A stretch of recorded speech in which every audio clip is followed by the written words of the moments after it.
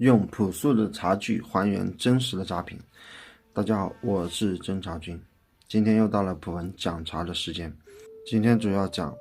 普洱茶里面的一些潜意识思维，就比如很多茶商在自己固有的一些思维里面，不是勐海产的熟茶不会是有好熟茶不是勐海勐腊产的普洱茶，它不是好普洱茶，包括生茶，不是勐库产的茶不是好茶，不是西归产的茶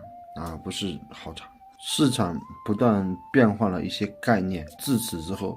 老班章、冰岛、香后崛起包括古六大茶山新出来的西归芒飞不断的崛起价格不断的往上扬，甚至它附近的一些山头都是价格很高很高。然后普文前些年也是非常清晰的一些过时的一些概念。当时我在想，熟茶没有古树茶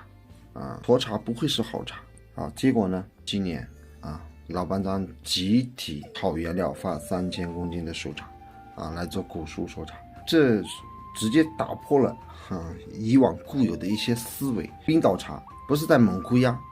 我们有些人潜意识的会认为这是假冰岛。那普文把冰岛茶拿回来，我在奉请压，难道我亲手做的冰岛茶，难道我自己都要怀疑它是假的吗？不可能。所以普文前段时间一直在思考，我们要打破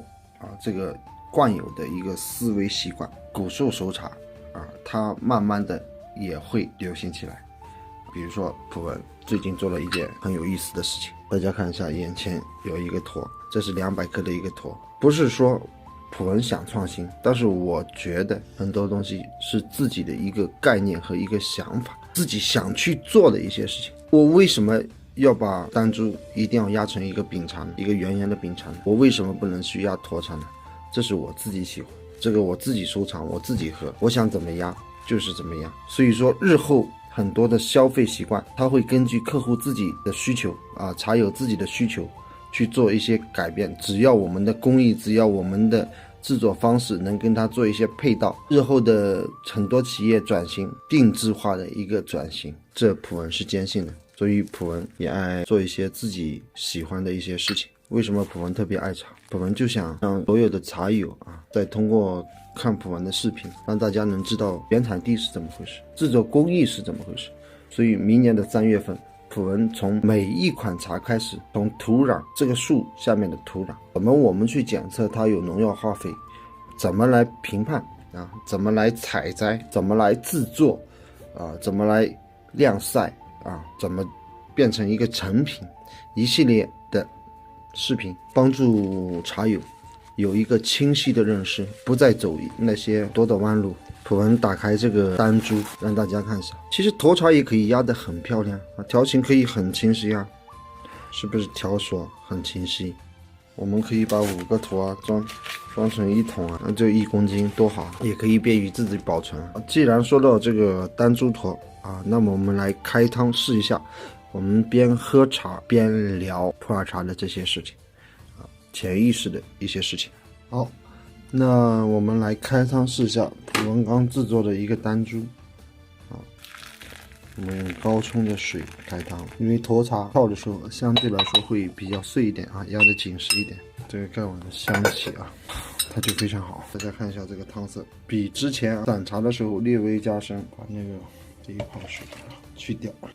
热汤香有种好香好，这个冷杯香就出来了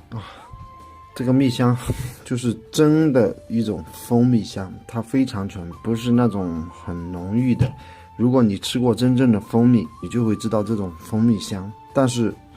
普文提醒大家千万不要用这种不锈钢的滤网，其实很糟糕，它会有那个味道喝的那一泡要自己泡的好喝尽量出汤比较均匀，时间上比较均匀，前几泡相对来说时间比较短这个香气那种很纯的香气就出来。大家看一下这个汤色有碎叶子因为这是翘碎了这个沱茶很容易翘碎。我们来品鉴一下这个茶，这个茶浓度进去之后它的浓度就很大，气感立马就上了，而且苦立马就化，那种感觉整个人就开始马上就有热气然后那个牙齿缝就开始有生津的那种感觉，这个来得非常快，而且气感比较足，而且比较纯，单株的气感你会感觉到它是一种纯的一种气感。所以关于普洱茶里面的一些以前的一些偏见，我们需要慢慢的去做一些改观。我们茶商茶人都是在做一些改变，所以不能以陈旧的眼光。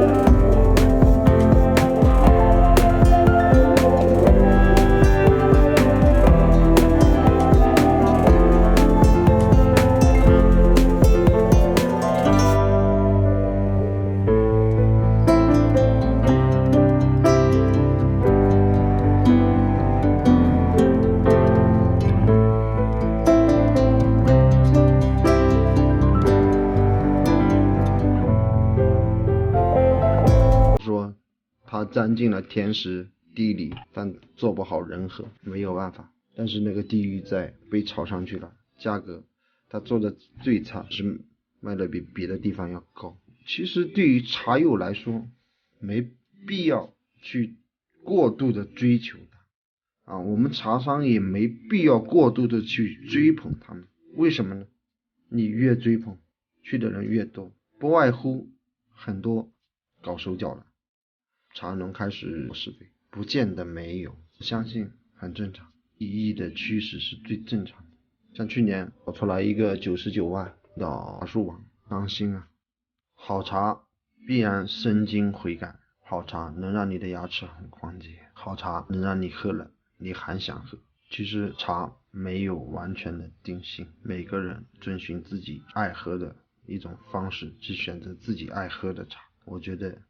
这样是最好，不是别人宣传的怎么好怎么好。相信大家有一个共识的前提，生态